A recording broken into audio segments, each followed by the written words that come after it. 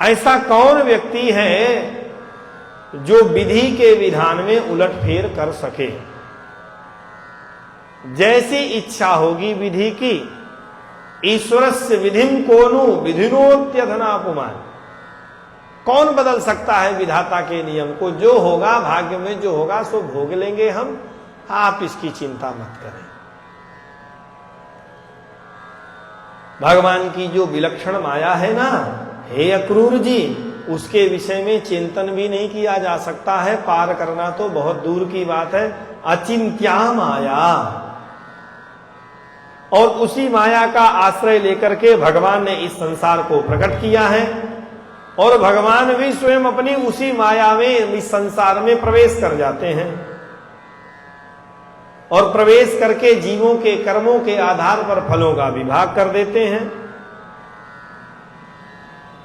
कोई कितना भी उपदेश कर दे, संसार चक्र है जो है भगवान की विलक्षण माया के जो अधीन है, बड़े बड़े ज्ञानियों के, तपस्वियों के, जापकों के रहते हुए भी बिना किसी रोक टोक के चलता ही है, कोई इसको नहीं रोक सकता।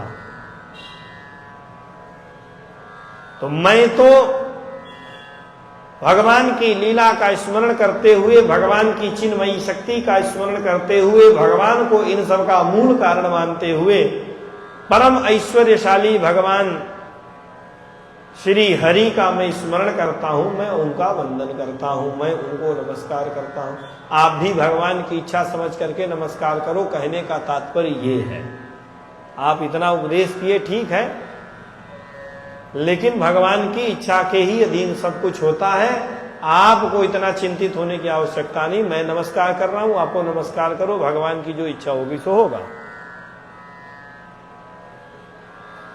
अक्रूर जी महाराज तो एकदम पूरी ताकत लगाए थे। जीव का स्वरूप, कर्मों का फल, संसार की अनित्यता, संसार के संबंध से जिनको हम अपना मानते हैं उनसे संबंधों की एक रूपता न होना, अकेले आए हो अकेले जाओगे, सब बताया था उन्होंने। पूरा चिंतन करके योजना बनाए, 3 महीना रह करके, और इतना सब उपदेश किए।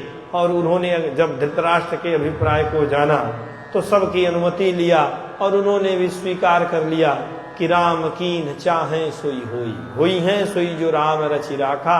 अब कौन इससे तर्क कुतर्क करे? अब इतना कहने के बाद भी उसको समझ में नहीं आया, इसलिए हमें तो अब राम राम करना चाहिए। सबसे अनुमति लेकर के वे मथुरा की ओर लौट करके आ गए।